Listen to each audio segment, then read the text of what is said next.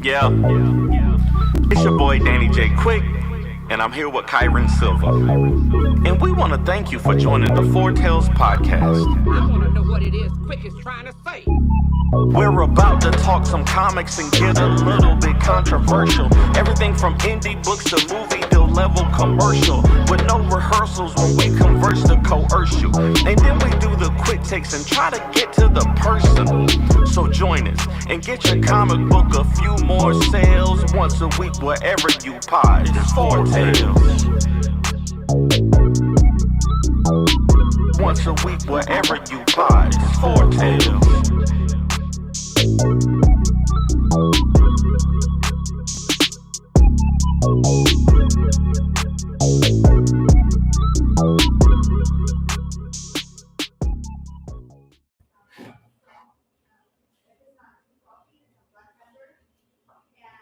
Amen. Ladies and gentlemen, boys and girls, children of all ages, Taurus Comics in collaboration with Fourth Wall Productions respectfully brings to you the 169th episode of the Four Tales podcast.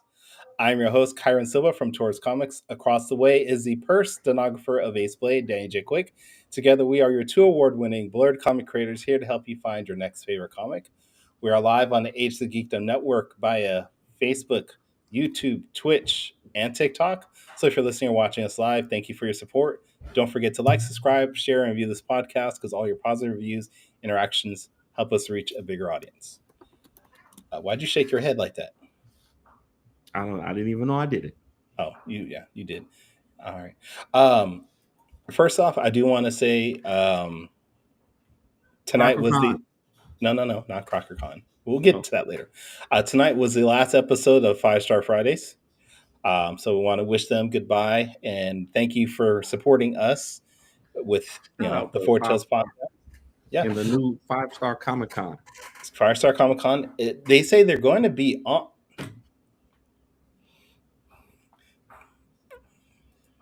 You said they're going to be what? They're going to be on what? What's up, Mally? What's up, Mally in the building? What's happening? They say they are going to still be doing shows starting next month. So some point in October. It looks like they're going to be doing shows on Wednesdays, though, no longer Fridays. Okay. This was all detailed on their last episode tonight. And they are no longer part of the Ages of Geekdom Network, so we wish them well and good luck in all their future endeavors. Absolutely, man. Yeah. Shout out to Tony Clapper, officially, Fee, and Ryan. Man, shout out to the whole crew, man. They did an amazing job. I saw the pictures and stuff from the show, and it looked great. And big shout out to Tony Clapper stepping up. I mean, I don't know if you guys have been following Tony. I know he has not produced a lot of comics recently, but this man is producing stuff. Like, he's working his ass off. So shout out to him. And like you said, shout out to everybody in the 5 Star team.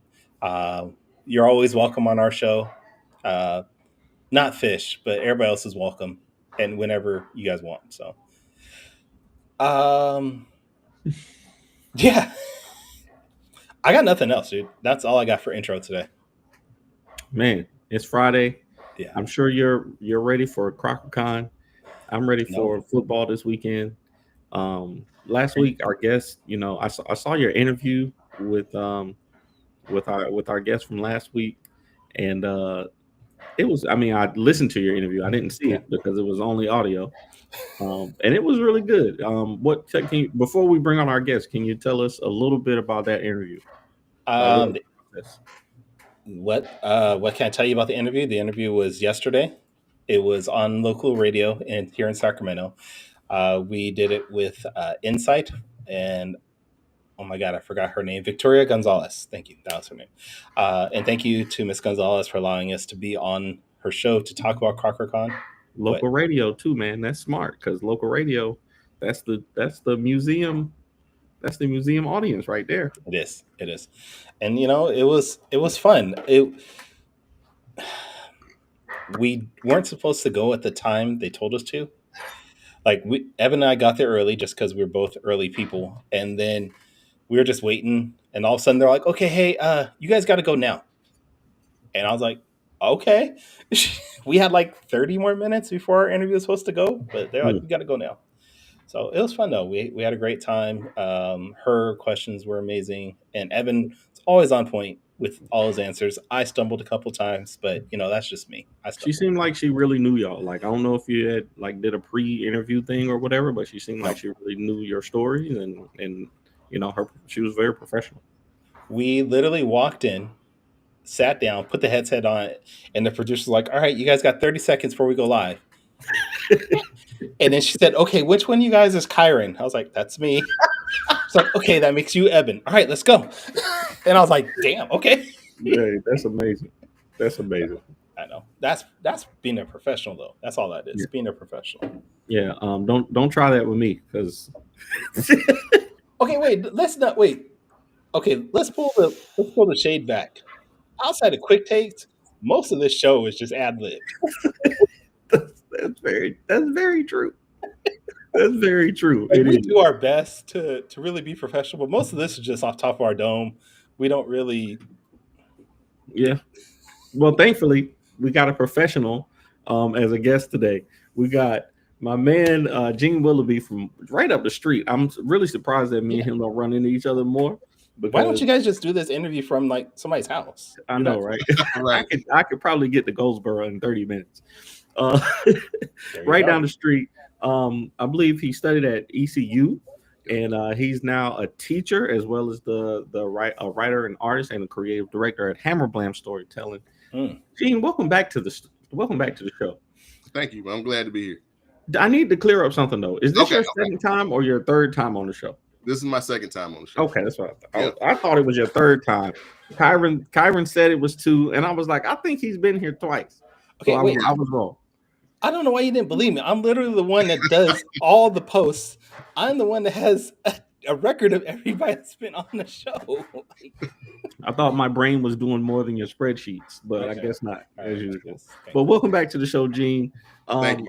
For folks, for anybody in our audience who might not know your work, there's William Withers in the building. What's up? And tell us a little bit about on that's Ace Blade artist William Withers. That's right, Ace Blade artist and multiple, I think, award-winning artist William Withers. And amazing work. Amazing work. Tell us a little bit about your work, Gene, and Hammerblam Storytelling. 2017, we came out with a prose novel called The Sunstorms. It's a superhero novel about a superhero family.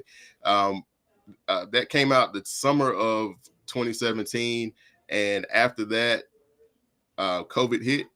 And during 2020, I started working on this the Sunstorms comic book, and I got the first issue done, and we put that one out, and then we've got issue 2 and 3 that come after that of the Sunstorms. And so up until now, the Sunstrom family has really been what I've been focused on.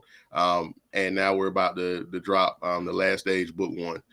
All happens in the same universe, but it's kind of a different style of storytelling with that.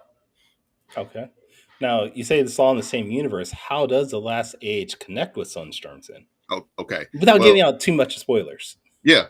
Let me put it this way. The Sunstorms is a superhero family, and because they do a lot of scientific exploration, it allows me to use that book to kind of explore all the different things I've come up with world building wise. And so instead of trying to do, because my original idea was I was going to do the first issue of a bunch of different concepts, and I thought that was a little bit too much, but I said I can reach all of that with the Sunstorms and have their adventures happen in these little pockets. And then you get to see what my world is through their eyes. The Last Age is about the world of Hammerblam superheroes as a whole and their whole culture and mythology that they have come up with. And the Sunstorms get to meet them in issue 3.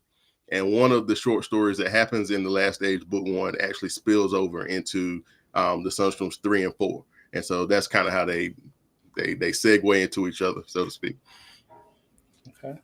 I'm always interested in your teaching. Last time we had you on here, I talked about teaching a little bit. What is it, a traditional teaching? Or are you doing? Tell us a little bit about your role as a teacher. As an English teacher, because I do teach literature, I get to do a lot of work on characters, and we get to talk about the things that they see in movies and how that relates to literature. And I get to teach writing, and so I get to teach them how to structure narratives and how to structure essays. And so that kind of all of that's in my wheelhouse, and so I get to do it kind of in a creative way. I use a lot of graphics and things like that to keep their attention. And so you can definitely tell I'm a comic book person when you come in my room, because even on my board, when I put their assignments on the board, there's something you might see Invincible behind the assignments, and kids like, oh, is that Battle Beast? Yeah, that's Battle Beast. So I do it that way. So you're not one of them teachers that gets on the kids for doodling in their sketch pads while they're in class. I'm actually the opposite. I've got kids that do a lot of manga and a lot of art in their notebooks, and I actually encourage it. I had a young lady, this has been years ago. She would do her assignment, and then she'd draw a picture, and she'd write beside it, "You try it," and which was weird to me at first. But what I started doing was I'd draw the same picture beside it and give it back to her, just my rendition of it. The next year I was at a football game, and that student that I had sent that same notebook back to me through another student with the same message in it, and I drew something else in there. But she made very good grades, but I'm never gonna be that teacher to kind of squash their creativity. I want you to keep that going. Do your work. Be the best you can be. But if you're creative, I want you to have that side definitely. We need more teachers like that. When I was in school, that was not really something that was cultivated. It was more like, you're doing something wrong. I actually got in trouble. I had on my report card, draws too much one time. So there's no such thing now, though. Right. No, but we do need teachers that are willing to allow kids to explore the artistic side of things while we're educating them. I mean, give them the opportunity to understand what they can do with art outside of just what they see. Right. So, you have a Kickstarter going right now. Yes. Is that right? Yes. Okay. The last stage is on Kickstarter. It started on the 16th. We're at 22%. We're trying to get $500 in order to just do the initial limited print run, which is what we always do. But I think it's doing well, and just trying to get more people on board so we can hit the goal. Okay. What can people expect as far as rewards from this Kickstarter? Of course, you can get the actual last stage book one, which is it's 5 stories, 60 pages in that book. There's a variant cover that's villain centric. I just call that the villain cover, with Baslin and Briar Rays on the cover. There's a classroom print set that has positive affirmations with Hammer Blam characters in the print set.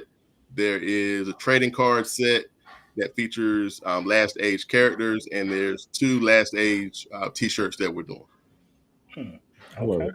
I like that classroom art print set. It reminds me, I had an idea to do like y'all know the what is it, Valentine's Day cards. I had an idea to do that one year, and I didn't follow through with it. But I think that would be cool to have like indie Valentine's Day cards like we used to have back in the day. Yeah, I think that's a good idea too, because I remember loving those. I don't know if it was Marvel. I think it was DC that had like Valentine's Day card and put the candy with the heart on it in there, and you could get like Superman, Batman, Wonder Woman, all that. So that was cool. Yeah. All right. I see Niku in the comments saying that we all look related. I can kind of see it. I can kind of see it. I think me and Kyron didn't used to look alike, but we've been doing the show so long that our features are kind of like my gray is like taking his gray. His gray is getting more gray because of my gray. But me and you just look alike, Gene. I think it just just is what it is. Yeah. If my students could see this, they would have a field day. You gotta. I got several twins out there in the world. Me, you, Kev on stage, and some other, a few others. So Yep. that's This is cool. why the show is sometimes called Brothers with Glasses. So Brothers with glasses, I'm, bald brothers. yeah, oh, I'm not bald yet. Don't wish that on me Don't put it yet. on you. Don't Salt and put that pepper on, connection, all that. don't put that on me, Billy Bob. What's his name? Don't put that Billy evil on Bobby. you, Rick and Bobby. Thank you. Yeah, I'm gonna get LASIK so I don't have to wear my glasses no more. But I feel like I'm gonna look crazy. I actually had LASIK for like 5 years, and then my eyesight got worse, so I had to get glasses again. I was like, but they will tell you, like, they'll do you a little test and be like, okay, your eyesight might change again, so this will only be temporarily. And I was like, I don't care, I'm willing to take that chance. Right. And it was so good not to wear glasses for those years. Wow. Yeah, I can imagine. But I don't like doctors or surgeries or anything like that. So, Do you like things near your eyes at all? No, Like, I yeah, can't wear contacts. you will not want to have LASIK eye surgery because you are awake the entire time, and they have to keep your eye open, Oh and no, all you see is this light coming towards you. No. no, I'm good. I'm good on that. I I'll let my twin Gene do it for a long time, but I got to a point where I just couldn't wear them, and so we just went into the glasses era. To go on a complete other tangent. I seen a video today that it really messed me up. There was this old lady who had like 10 pairs of contacts in her eye. Like she had not taken her contacts out. She was just putting a new pair in, and they were up in the, like, it was terrible. Take care.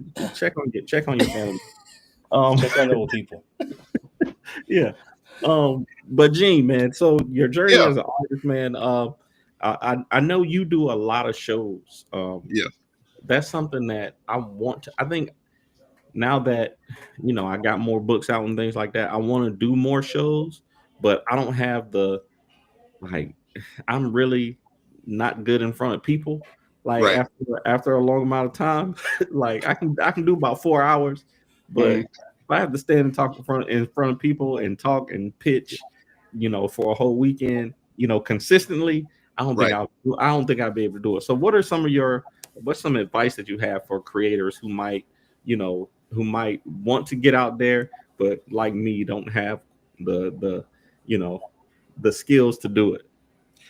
Well, the first thing is I don't like being in front of people either. So I'm I'm saying this as a fellow, introvert or whatever you want to call it. Like I really am not that comfortable in front of people, even though I stand in front of 28 kids and do what I do. It's just I guess I just have a drive to get my characters in front of people. And like you said, when you're pitching, you end up saying the same thing over and over again. But one of the things I found out was the best thing for my pitch was saying it so many times, because when I started my pitch, it was a lot longer than it is now. And there was a lot of unnecessary stuff in it. And what I started noticing was there were certain things that I would take out, certain things that I would say, and the sale would happen. And so I would lean into how I did it the last time, and I'd make it better. And I'd lean into how I said it the last time and make it better, till finally, it took about 1.5 years for that particular book. It finally got to a place where I knew exactly what I needed to say. And if a customer gave me a certain type of energy, how to twist it a little bit for, I think am I in? Okay. Yeah, you're there. Lost your sound a little bit. Okay. But when you have different customers, if I'm talking to a fellow teacher, we can connect on some things, but I just think saying it so many times makes it better. Yeah. I like William had a question. William with this. He said, Gene, what made you to consider drawing your book yourself? I wasn't going to at first. My wife is so supportive to the point where she actually gets mad when I start talking like that. So and I love that, because it's like, that imposter syndrome is real. It's like, I'm not good enough to draw my own book. you know, and she was like, do you see all this stuff you're doing, and kind of, really push. So it started with me doing the cover of my novel, and then it started with when I was promoting the novel, doing prints of the different characters, because I didn't have any art to show. I just had my first table was just my book and a few prints I had done. And when people started seeing the prints, they were asking, why are you not doing comics? Why are you not putting these characters in comic books? And so that's what really got me started thinking on that level. And so Sunstorms #1 was where I really kind of just stepped out on faith and did that. Yeah, the customers will definitely let you know. If you put it out there, they'll definitely give you the feedback to let you know if your art is connected with them or not. And it definitely does, man. We did a collab. That's right. That's right. We did a collab a while back. Gene did a Ace Blade #1 variant cover, and Right. I need to bring that back. I know we only did probably about 25 of them or something like that, but we bring them back. Yeah, I enjoyed doing that because I found that I really enjoyed drawing Ace Blade. He was one of those characters, kind of reminded me of the characters that I liked drawing when I was in high school. Yeah. He's got the gear, he's got the cool mask and swords. You love that. So I appreciate it. Kyron is feverishly looking it up. He's trying to find it. I really am. I know this guy. I can tell his face when he's feverishly searching something. I seriously, I might have found it actually. Hold on. But was he holding his sword out, like just straight at you? No, he was kind of inverted. It was inverted. Yeah, he was upside down. I'll just send it to you. I have it. I'll just send it to you. Ask a question, Kyra. What? Well, now I don't know what the question was because I'm now trying to figure out where the hell this You image got is. obsessed with that. Don't ever do that to me. I have OCD so bad. We were talking about why he decided to draw the book himself, and I was saying that the customers will let you know if the art's good, and they'll connect with you. Remember? See, now you're back on track. Nope. Still can't find it. I can't find it. Terrible. Anyways, no. Yeah, comic book conventions, man. I think me and Kyron were actually talking about this earlier. They're getting so expensive. Yes. That it's hard to, know if going is going to be profitable. I think that there's always value in getting in front of, new readers, new potential customers and stuff like that. But when you have to, make money, you have to make money at some point. Yeah. I know myself, I got a full-time job. You're teaching, you have a full-time job. Everybody, Kyron, are you? Go ahead, finish your sentence. Go ahead. Kyron, some of us have to work full-time while we do our creations, and then some of us are independently wealthy and can, do comics whenever they want, I guess, whatever. But it's great that we have that security net because some of us need it. You know what I'm saying? Some of us feel like we need it sometimes. Terrible. But no, man, it's see, that's what you get. I didn't even do nothing to you, but you're. I was going to ask you if you did that to him. I didn't do that. That's what we call karma, though. Another the fact that he's like this with it too. Yeah, I don't know what's going on with him. I wish I knew where he was leading to. He really is from. All right. I think he was going into. I think he was going into how you decide what shows to do. With them costing so much and things of that nature. And my answer to that would basically be, I try to, and I've noticed that as well. I try to kind of stay with the local shows, for the most part, because they tend to be cheaper.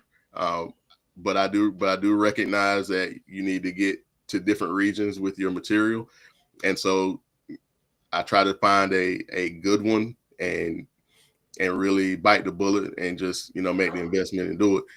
Because sometimes it's about making a profit, and sometimes it's about putting your books in people's hands that don't live where you live. And I look at that part as just investing, because when you come back to the thing that hits me is when you go back to an area that you've been to, and either somebody comes to your table and buys from you because somebody told them about it that you sold to last time, or somebody that you sold to last time comes back and buys again. You know, so sometimes I feel like you just have to plant that seed and let it grow, especially if you're talking about a region where you're going to have to travel to, you know. Now, with you being a teacher, how do you balance that because you already have a lot of work being a Yeah. teacher, grading, things like that. How do you balance that time between being a teacher and writing and drawing a comic book? It's a thing where I try to get at least an hour and a half in a day doing one or the other. And so I can come home and at some point get a page penciled, inked, or colored. Sometimes I have to put all three of those to the side and actually write something. I try to get all my writing done on a project first, and then that way I can just draw from what I've scripted or draw from what I've outlined, because I end up losing a lot of time when I'm trying to write a little bit and draw a little bit. So I try to get one project written. And when that is done, then it becomes, okay, what do I need to pencil? What do I need to ink? What do I need to color?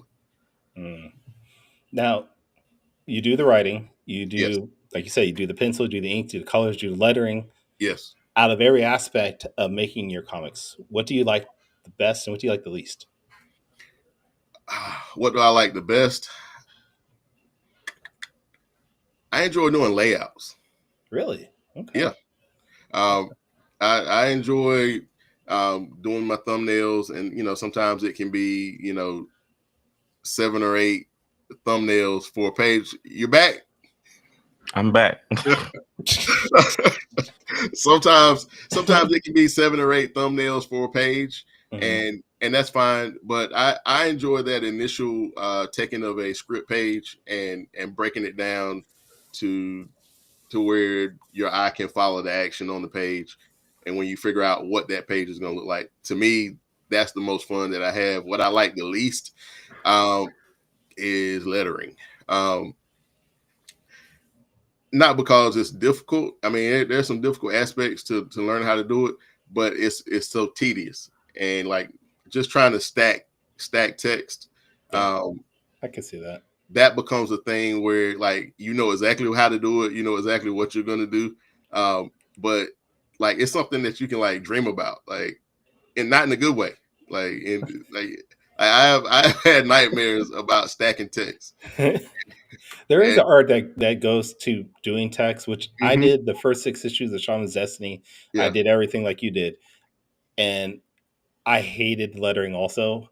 Yeah. Only because, well, for me, it was just boring. It's like I'm rewriting the script. Yeah. It's just a lot of copy and paste and rewriting the script. But there is a little bit of, what the hell? Danny's just not part of the show anymore. It's just you and me. Pop that again. Yeah.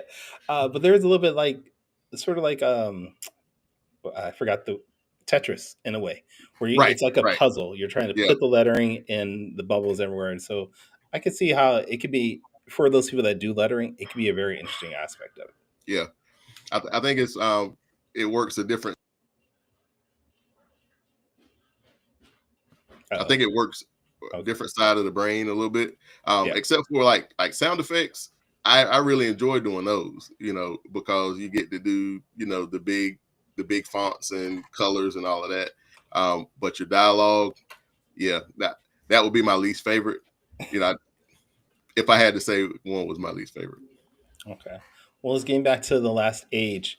What can we expect for the future of The Last Age? Because we already know this is going to fund. Like, we're not even going to, guess if it's going to fund. We're just going to say it's going to fund. What can we expect from you guys after that? Okay. Well, The Last Age book 1 gives you a little inkling that there's a prophecy about this final age of mankind that the characters are in. Book 2 is actually going to show you what that prophecy is, and then I'm going to get into stories that actually show you the hero king, Messian spacefarer that you meet in book 1. You get to see how he became the hero king here, and you get to see what the last hero king was like as well. And so I'm going to start pushing the quote unquote mythology forward of those characters. Okay. And I saw on the Kickstarter that you're expected to deliver the rewards by November. Yeah. Which to me, that tells me you already have everything print ready to go, right? Yes, everything is. Matter of fact, the book is actually printed. I've got to go back and get there were some errors that I got in the proof copy, and those need to be addressed, but everything else is ready to go. Okay. And after that November distribution of everything, how far along can we expect something else from you? Sunstorms number 4. There's 4 more pages for me to draw, and so I'm going to be ready to get that one out pretty soon. Damn, you were constantly working. Yeah, I told you at least an hour and a half a day. I'm doing something Hammerblam related. Okay. All right. Let's see how long Danny can stay on the stream this time. Bro, I had to switch my phone. I don't know what's going on with my computers because neither one of them are working. Did they die or? No, they didn't die. They just disconnected from the internet somehow. Like, okay. Everything in my house disconnected from the internet for some reason. Okay. There might be an outage in my area or something. I'm sorry about that. No, you good. No, you good. Okay, what did I miss? What did I miss? Well, Gene said that he no longer needs you. He said that Ace Blade sucks. Okay. Fair. He said that King Supreme is probably the weakest character he's ever heard of before. That's wild. And then after The Last Age, Sunstorms number 4 is coming out. Okay. One of those things sounded true.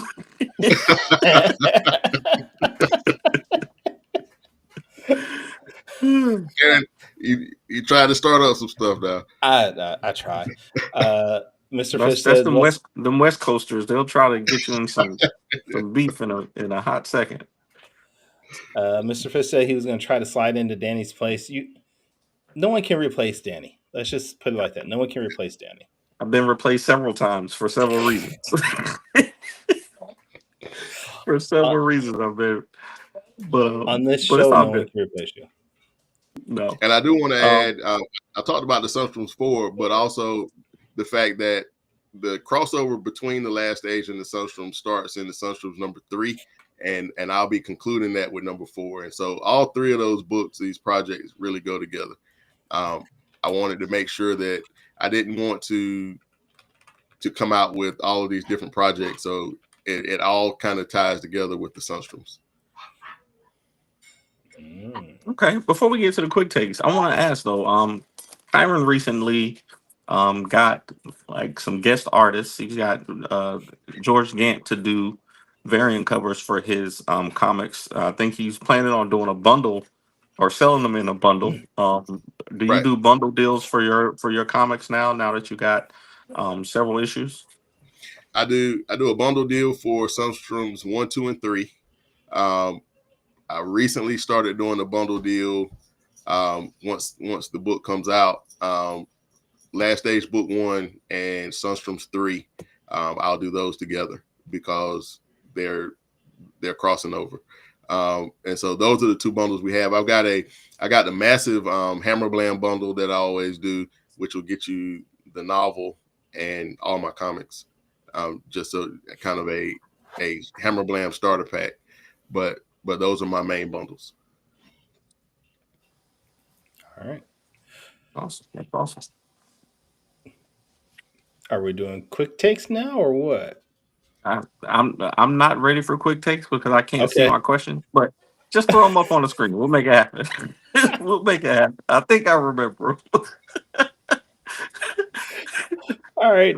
This is all messed up. This will go ahead. Well, I was going to say, did you want to introduce Quick Takes and talk about it? Or... Everybody knows what Quick Takes is at this point. Quick Takes is a rapid Q&A session where we grill our guests on their deepest, darkest secrets from the internet. You're going to have 45 seconds each. We're going to ask you 5 questions. You're going to have 45 seconds each to answer them off the top of your head. And these are questions just designed to get our audience to know you a little bit better. Okay, Kyron, the first question. Nope.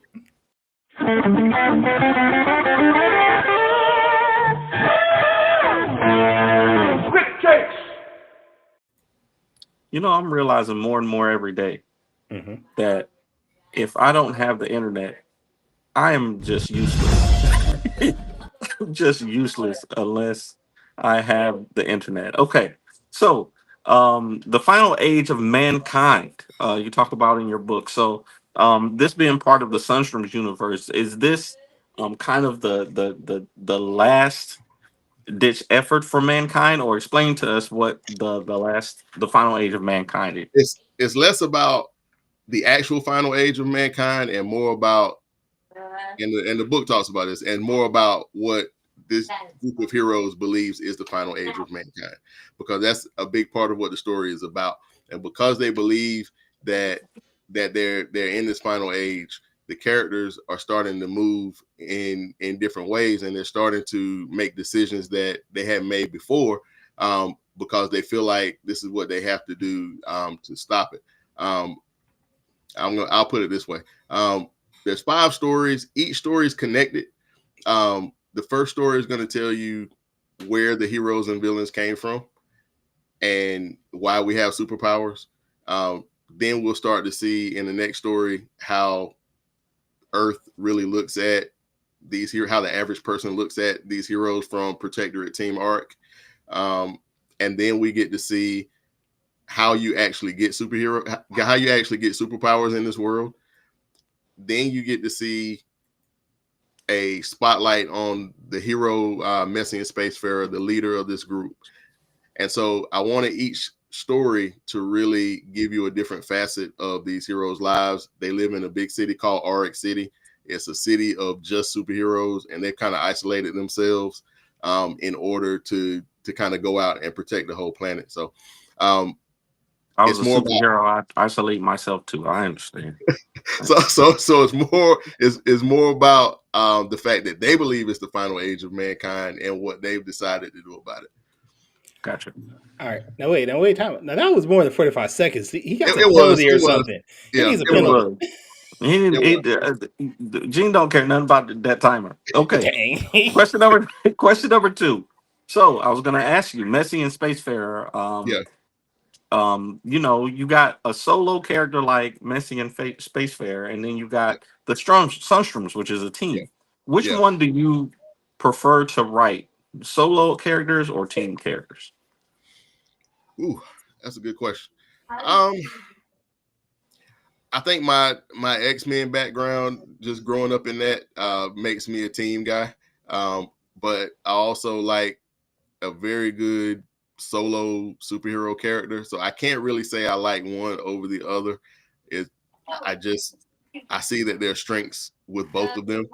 And when I'm working on either one, I try to draw on what would make that type of story really work.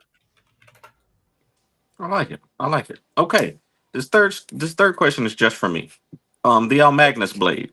Okay. I got a whole idea in my brain where Ace Blade goes to different universes and steals weapons to bring back to his universe to fight with. I don't know what the Almagnus blade is, but I need you to explain it to me and let me figure out how I can get Ace Blade to take one. Okay. The Almagnus blade is a blade that Messian actually pulled out of his chest. He is the keeper of this energy force that gives all the superheroes their powers. And so he has learned how to focus all of that energy into this hotter than the sun sword. And he can actually open up pathways into the energy field that gives people their powers, and he can commune with it. He can cut other heroes off from their powers if they get out of control and things of that nature. And so being Messian is more of a title than an actual name, and so that's what makes that blade special. Okay. So Ace Blade can be a Messian someday. I like it. All right. All right. Question number 4. So I saw you posted a picture of some seafood French bread. Yes, sir. It looked like the most delicious thing that I would ever taste.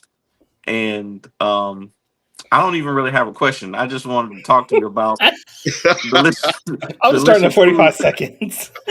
I just wanted you to talk about your most delicious foods. Like, what was that like? What made you decide to make seafood French bread, and what did it taste as good as it looked? Yes, it did taste as good as it looked. 2, I'm not responsible for that in any shape, form, or fashion. That's all Tamisha Willoughby, and she's an excellent cook among all sorts of things. But she said, I got something I'm making tonight. Don't worry about it. And so when she says that, I don't worry about it. And when she was done, that's what was sitting there. And so, but yes, it was as good as it looked. It was awesome.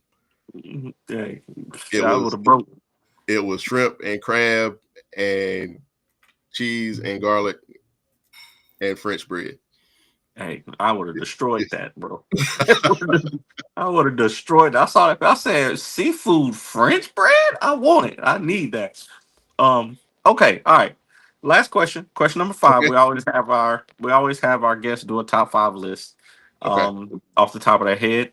And I believe, I could be wrong by this, but I believe you are a Lakers fan, just like I am right now. Yes. Yeah. I want to know your top 5 Lakers players, from 5 to 1.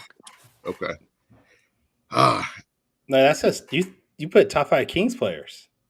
No, I did not. That's literally what I says right there. That's what you said. I said top 5 Lakers players. Nobody knows 5 Kings players, Kyron. I can name 5 Kings players easily. You live in Sacramento. You should be able to. All right, here we go. No particular order, because I'm not getting in trouble with this at all. No, we need 5 to 1. We need to know who is the best Laker.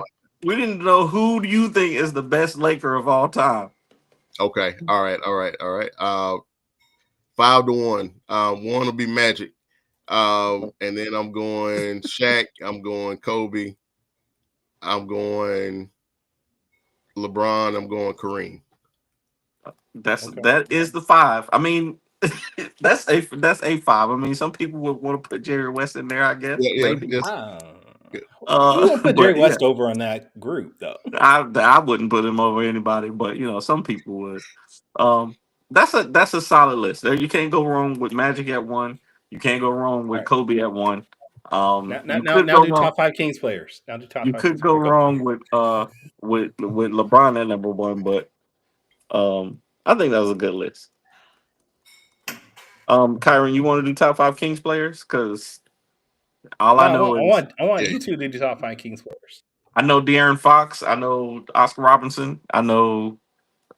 Didn't Tiny Archibald play for the Kings? I don't know. Yep. That's 3. Why are you naming all a point guard? That's all I know. Who else? Oh, Chris Webber in there. Chris Webber. Oh, Chris Webber. Chris Webber played for the Kings for a bit. That's right. Vlade Divac. Yes. He played most of his career here. Oh, your boy Sabonis. I like Sabonis. Yeah. All right. The Sabonis don't make the top 5? No. No? Oh, I don't know. Not even close. I don't know. Not even close. All right. Do you want to tell everybody what this day's Quick Takes is brought to us by? Quick Takes is brought to you by Gemini Comic Supply. If you use the code HBLADE on your order, get 10% off your entire order. This is why we only have one sponsor. Nobody uses it. So it's like I'm gonna stop. I'm gonna find us a real sponsor. But yeah. Gene, thank you for doing that for us. Yeah, no problem, man. Back to you, Kyron. All right, Gene. Like Danny said, we appreciate you being on, talking about Sunstorms, talking about Last Stage and everything. We do want to make sure that people keep track of you and your work, though. So where's the best place online for people to do that at? Best place online would be Hammerblam, myshopify.com. Also, You can check me out on Facebook. I'm on Instagram under Sunstorms Novel. I've got Substack at willoughby.substack.com. And so those are the main places to see what I'm doing. If And you he'll follow be at me, Greensboro Comic Con. I'll be at Greensboro Comic Con tomorrow. Yep. Tomorrow. Okay. Yep. Absolutely. And Big Lick after that. So I'll see you at Big Lick. I'll be there. okay. Wait, all right. What? Pause. What?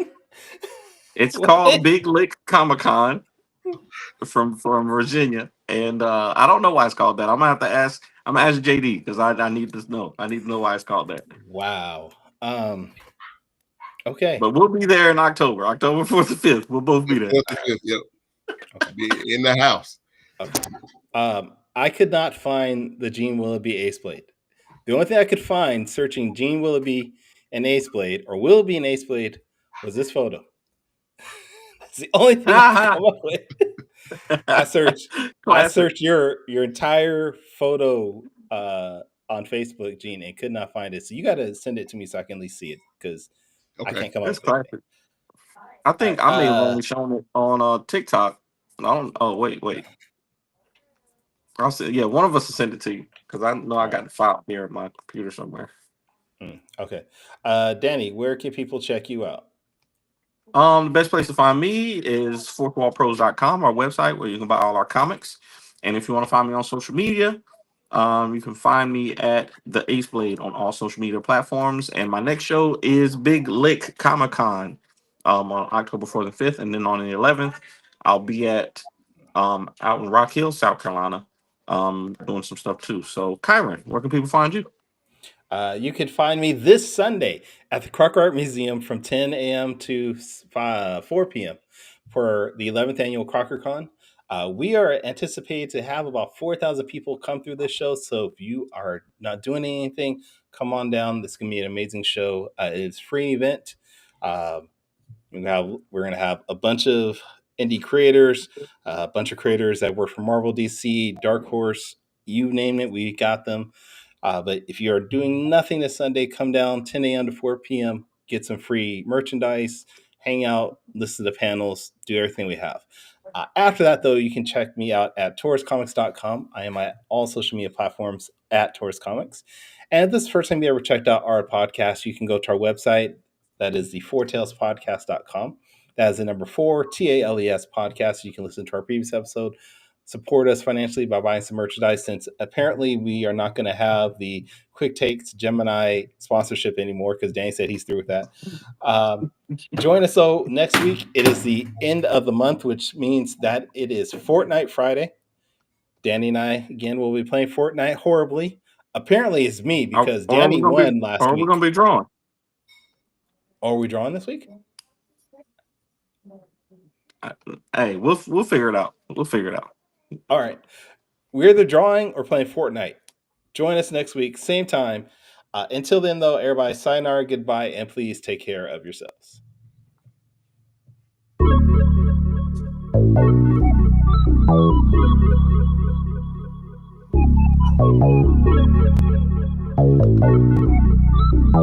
want to know what it is Quick is trying to say.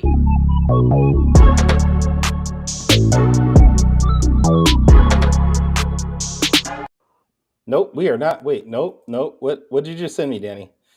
What did you just send me? Is this what I think it is?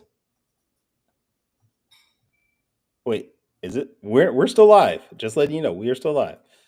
It is. Okay. All right, hold on. Did he leave? He left. Dang it. Hold on. He sent me something just now, and I want to show it. There he is. Okay. Yeah, that's it. That is dope. That is dope. That's the first time I've ever seen that. Oh, that's cool. All right, everybody. Later.